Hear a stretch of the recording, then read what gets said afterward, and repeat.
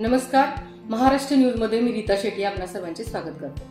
8 मार्च हा आपण आंतरराष्ट्रीय महिला दिन म्हणून साजरा करत असतो आणि आज आपण अशाच एका महिलेला, अशाच एका सखीला भेटणार आहोत की ज्यांनी, आपण म्हणतो ना की भारतामध्ये वेगवेगळ्या प्रकारच्या कला आहेत, जसं हस्तकला आहेत, नक्षीकाम आहे, शिल्पकला आहेत, पण या शिल्पकलेलाच त्यांनी आपला व्यवसाय बनवला। तर अशा आहेत सुप्रिया शिंदे।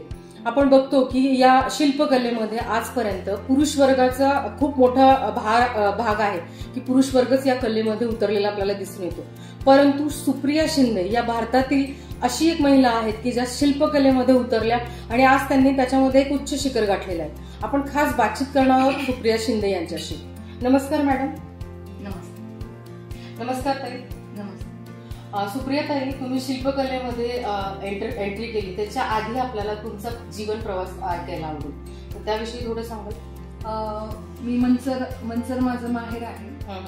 मनसरचं नाव सुप्रिया बंडेश गांजाळे आणि आमच्या वडिलांचा गणपती कारखाना आहे मनसरला आणि तिथं आम्ही लहानपणापासून गणपती कारखान्यात काम करायचं, मूर्ती द्या ते कलर करायचं, म्हणजे तसं कळायला लागलं तसं एक एक जबाबदारी हातात आली। एकदा आम्ही पहिल्यांदा गणपती द्यायचं, नंतर आम्ही त्याला कलर करायचं, डोळ्यांची 1 वर्ष जबाबदारी, त्याला सोनेरी मारायची, म्हणजे अशी जबाबदारी एक वर्ष आम्हाला यायला येत गेल्या आणि त्याच्यानंतर पूर्ण कलर आणि पूर्ण जबाबदारी, म्हणजे कलरची पूर्ण जबाबदारी नंतर माझ्याकडे आली।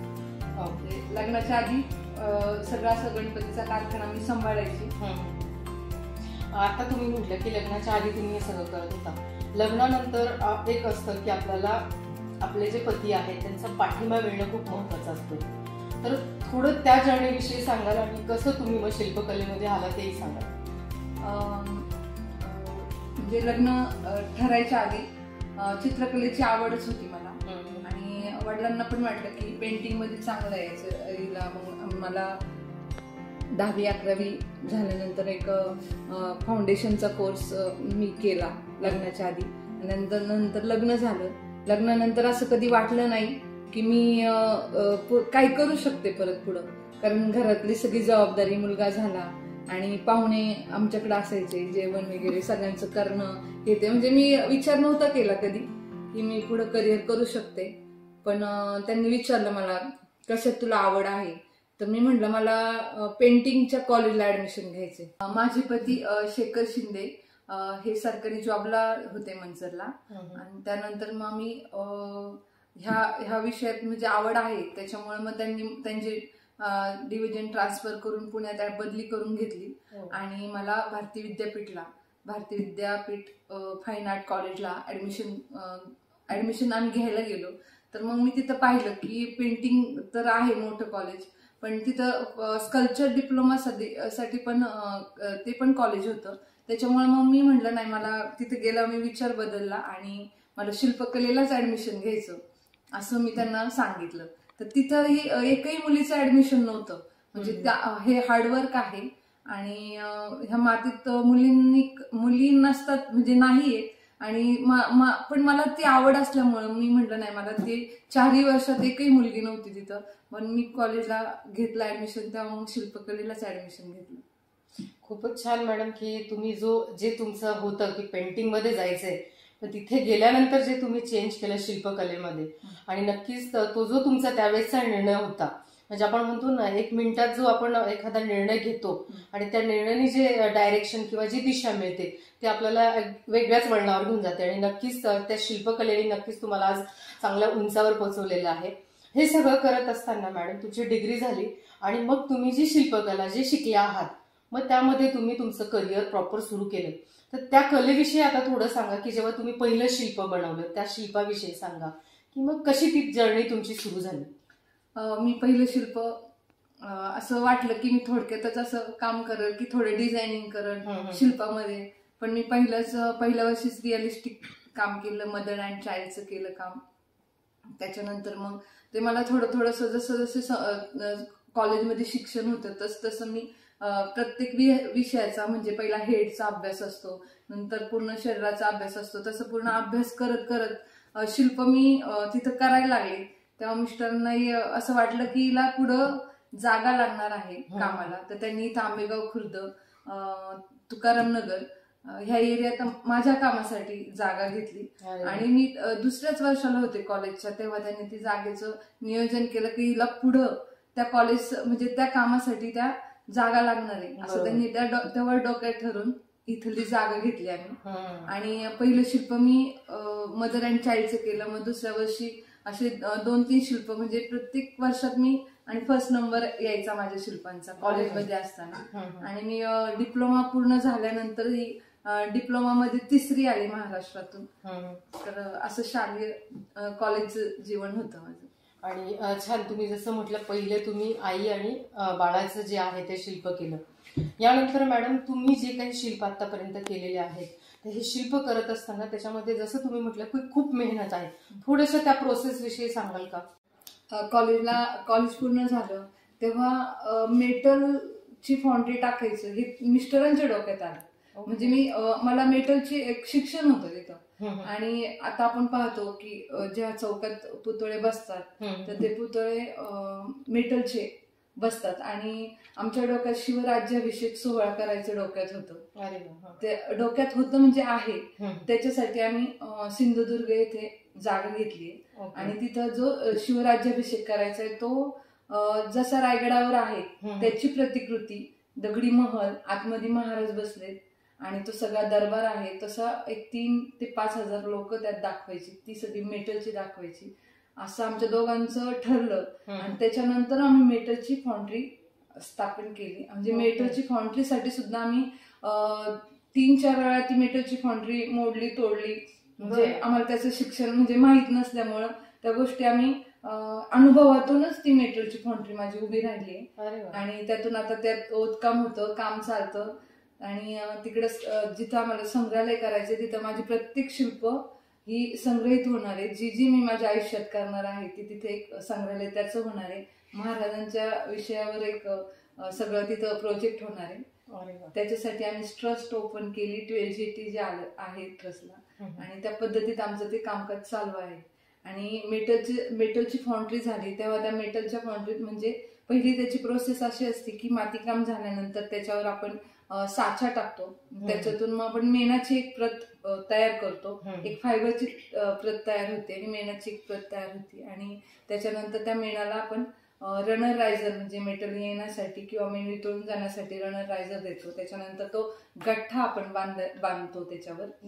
आणि तो गठ्ठा आपण भट्टीत टाकतो. तो 12 ते 15 दिवस तापतो आणि कोळशावर तापतो. आणि त्याच्यानंतर ते आपण मेण वितळून गेल्यानंतर ते आपण एक 10 बाय 10चा खोल खड्डा आहे आपल्याकडं, त्यात आपण तो दाबतो आणि वरतून मग मेटल वितळून त्यात आपण सोडतो. ही मेटलची प्रोसेस आहे. त्यात पण दोन प्रकार आहे. तर एक प्रेस कास्टिंग आहे आणि एक लॉस्ट वॅक्स कास्टिंग आहे. तर आपण लॉस्ट वॅक्स कास्टिंग वरच काम करतो कारण लॉस्ट वॅक्स कास्टिंगची म्हणजे त्याची जी पद्धत आहे ती लॉंग टाइम आहे पण त्याची रिझल्ट खूप छान आहे. आणि म्हणजे आहेत जसं मातीकाम आहे तसं ते मेटल मध्ये उतरलं जातं. आणि प्रेस कास्टिंग मध्ये आपण बघा छोटे छोटे पीस आपण प्रेस करतो. पहिल्या काळात देवीच्या मूर्त्या किंवा गणपतीच्या मूर्त्या अशा प्रेस व्हायच्या, तसं ते प्रेस कास्टिंग मध्ये पीस होतात तयार आणि त्याच्यानंतर ते वेल्ड होतात. मग मातीकामाची जी क्वालिटी आहे ती मेटल मध्ये येत नाही. पण आपण जी प्रोसेस आहे आपल्याकडे वॅक्स कास्टिंगची त्याच्यामध्ये परफेक्शन असतं. त्याच्यात म्हणजे एक 100 पीस होत असेल तर तिथं फक्त एक 10 ते 12 पीस होतात आणि ते वेल्ड होतात. तिथे 100 पीस वेल्ड करायला तो आकार तसा तो घेतला जात नाही. आणि हे 9 पीस किंवा 15 पीसात तो बरोबर सगळा मोठ्यातला मोठा पुतळा आपण वेल्ड करतो. म्हणून ती प्रोसेस आपल्याकडे होती वॅक्स कास्टिंगची. मॅडम आता जसं म्हटलं तुम्ही वेगवेगळे पुतळे केलेत तर तुमचं स्वतःच एखादं रेकॉर्ड तुम्ही आजपर्यंत सगळ्यात मोठा पुतळा जो बनवला असेल तर तो किती उंचीचा आणि तो करण्यासाठी तुम्हाला किती दिवस लागले त्याविषयी सांगा. आता आपल्याकडे आता मला वर्ल्ड रेकॉर्ड मिळाला आहे त्या पुतळ्याला, वर्ल्ड रेकॉर्ड ऑफ इंडिया. तर तो महाराजांचा पुतळा मंचर इथे वेशीवर आहे तो बस.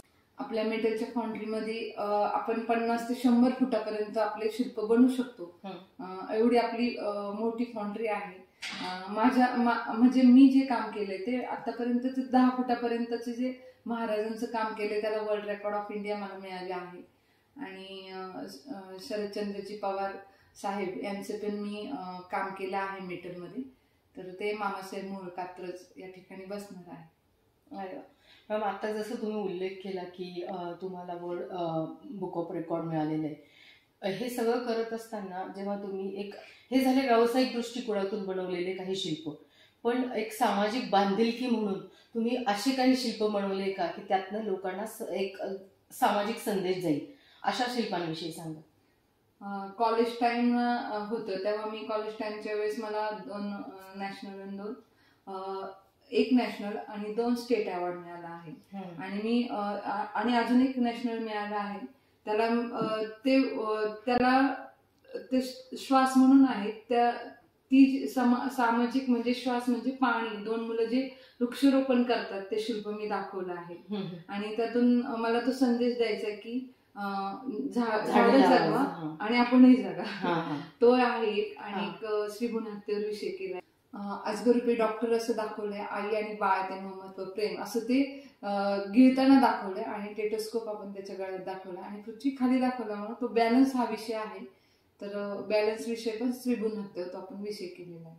आणि अजून एक तुमचं शिल्प आहे की ज्याच्यासाठी तुम्हाला एक आय थिंक वर्ल्ड रेकॉर्डच झालेलं आहे की जे फुटबॉल एक स्टेट मला त्याला स्टेट अवॉर्ड आहे. हा, त्याविषयी थोडं सांगा. बास्केटबॉल खेळताना जे तरुणी दाखवली आपण, त्यातून आपल्याला तिची शरीरयष्टी किंवा त्याची अॅनाटॉमी मधून एक संदेश देता येतो की मुलींनी कुठेही कमी नाही, त्या प्रत्येक क्षेत्रात पुढे आहे, असं आपल्याला ते बास्केटबॉलचं शिल्प पण आहे. त्याला स्टेट अवॉर्ड मिळाला आहे.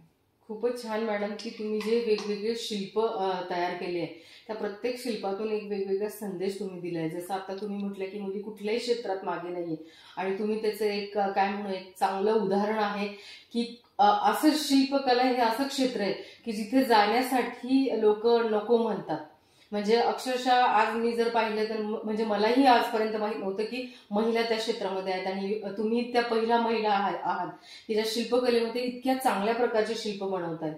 हे सगळं करत असताना मॅडम आपण जे काही तुम्ही शिल्प बनवतायत किंवा जे काही तुम्ही आतापर्यंत पुतळे बनवले आहेत तर या सगळ्या कार्याला एक सामाजिक दाद मिळत असते. तर आजपर्यंत तुम्हाला असे कुठले पुरस्कार आहेत जे मिळाले आहेत? आता मध्यंतरी आपलं एक्झिबिशन होतं, अबुधाबीला एक्झिबिशन होतं, तिथं मी हॉर्सचा चेहरा म्हणजे हेड पाठवलं होतं. तर तिथं मला एक अवॉर्ड त्यांनी दिलं की ते तुम्ही पाहत असाल अबुधाबीचं आहे, तिथं आहे. गोव्याला मिळालाय. सकाळ आयडॉल पुरस्कार मला मिळालाय.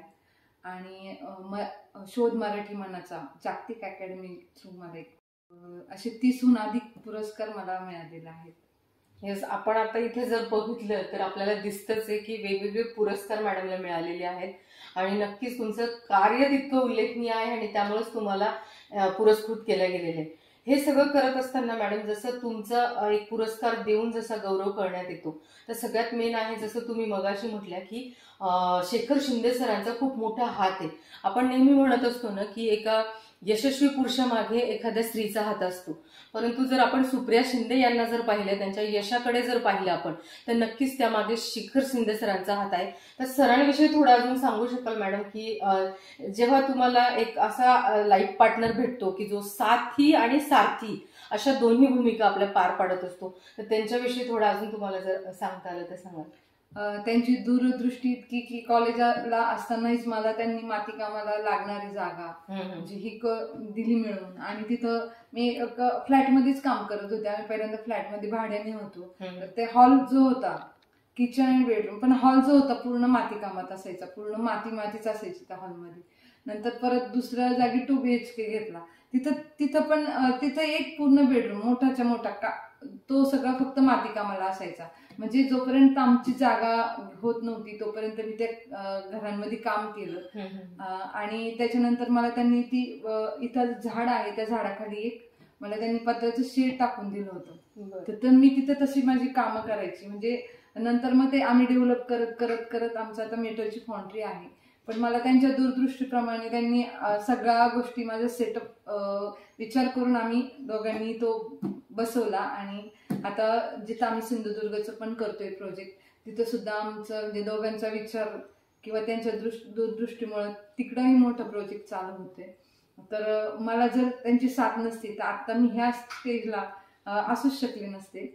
आणि त्यांनी एकतर पुरुष प्रधान संस्कृती आहे आपल्याकडं, पण मिस्टरांचं त्यांचं म्हणावं म्हणजे करावं तेवढं कौतुक कमी. आणि त्यांचे खूप खूप आभार की त्यांनी मला ह्या स्टेजला आणि ह्या इथं आता मी बोलते ह्या स्थितीला आणून ठेवलं आहे. नक्कीच मॅडम, तुम्ही जसं म्हणतायत की शेखर शिंदे सरांनी एक चांगलं एक्झाम्पल सगळ्या समाजापुढे क्रिएट केलंय. आणि ते हे की जर महिलांना आपण चांगल्या प्रकारचा पाठिंबा जर दिला, त्यांना योग्य साथ दिली, त्यांना जे आवश्यक आहे ते जर आपण दिलं, तर नक्कीच त्या वेगवेगळ्या क्षेत्रामध्ये आपलं करिअर चांगल्या प्रकारे करू शकतात. आणि त्याचंच तुम्ही एक चांगलं उदाहरण आहे की शिल्पकला ही इतकी अवघड कला आहे. म्हणजे जेव्हा मॅडम स्वतः ते काम करताना मी जेव्हा त्यांना पाहिलं तेव्हा खरंच ती अवघड कला आहे. पण त्या क्षेत्रामध्ये त्यांनी आज इतकं नाव कमवलंय की कुठल्याही पुरुषांनी इतकं नाव कमवलं नसेल इतकं नाव त्यांनी कमवलंय. तर नक्कीच शेखर सरांनी खूप चांगला संदेश आता दिलाय की महिलांना पाठिंबा करत राहा. आज आपण आंतरराष्ट्रीय महिला दिनानिमित्त बोलतोय, तर नक्कीच मी सगळ्या सामाजिक आपले जे श्रोते आहेत, आपले जे प्रेक्षक आहेत, त्यांना मी नक्कीच विनंती करेल की तुम्हीही आपले ज्या आई आहेत, ज्या बहिणी आहेत, जी पत्नी आहे, त्यांना साथ द्या. त्यांना जे करिअर करायचंय त्यामध्ये त्यांच्यासाठी तुम्ही सपोर्टिंग म्हणून उभे राहा. मॅडम, आपण बघतोय की आज तुम्ही शिल्पकलेमध्ये आहात, पण आपल्या भारतामध्ये खरं या परंपरागत कला आहेत सगळ्या. पण जेव्हा आपण एकीकडे बघतोय की या आपल्या ज्या परंपरागत कला आहेत त्या कुठेतरी लुप्त होताना आपल्याला दिसतात. म्हणजे नक्षीकाम असतील, हस्तकला असतील, करतात म्हणजे बरेच आहे जे करताय, म्हणजे त्याच्यामध्ये करिअर करतायत. परंतु या कलेला कुठेतरी एक सरकारकडनं थोडंसं पुश मिळालं पाहिजे, असं तुम्हाला वाटतं का? हो, नक्कीच. आपण आता बाहेर देशात पाहतोय की प्रत्येक चौकाचौकांमध्ये म्हणजे शिल्प बसवलेले आहेत आणि वेगवेगळ्या पद्धतीने बसवलीत. म्हणजे तिथं किती शिल्पकलेला प्राधान्य आहे. तर आपल्याही देशात असे शिल्प बसली गेली पाहिजे, संदेश देणारे शिल्प बसली पाहिजे. किंवा मग म्हणजे एक राजश्रय म्हणावं लागेल आपल्याला. जर राजश्रय मिळाला ह्या कलेला तर नक्कीच ही कला सगळ्या लोकांपर्यंत पोहोचल पण आणि संदेश पण त्यातून देता येतील आपल्याला. मॅडम, आंतरराष्ट्रीय महिला दिनानिमित्त आपण तुम्हाला घेतलेलं आहे, तुमची निवड केलेली आहे ह्याच्यामध्ये, या मुलाखतीमध्ये. तर आंतरराष्ट्रीय महिला दिनानिमित्त तुम्ही महिलांना, युवतींना काय संदेश द्याल, किंवा या क्षेत्रामध्ये ज्या युवतींना यायचे त्यांना तुम्ही काय सांगाल?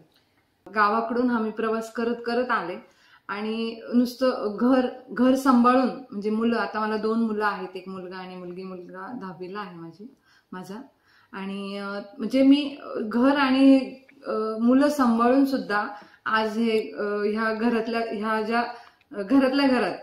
घरातच म्हणावं लागेल की घरातल्या घरात आज माझी मेटलची फॉन्ट्री आहे आणि ती मी सांभाळते किंवा मी शिल्प करते.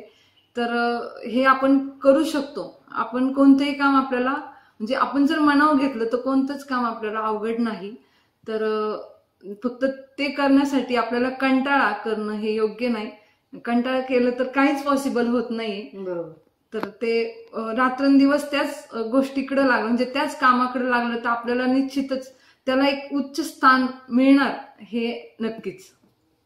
मॅडमनी खूप छान संदेश दिला आहे की तुमच्या मनामध्ये जर जिद्द असेल, काम करण्याची धमक असेल, तुमची क्षमता जर असेल, तर तुम्ही कुठलंही क्षेत्र असू दे त्या क्षेत्रामध्ये तुम्ही चांगलं करिअर करू शकता. मॅडम, आपण आलात आणि आपला बहुमूल्य वेळ आम्हाला दिला, त्याबद्दल तुमचे धन्यवाद. अशाच विविध क्षेत्रात कार्य करणाऱ्या महिलांशी आपण खास बातचीत करत राहू. तोपर्यंत पाहत राहा महाराष्ट्र न्यूज.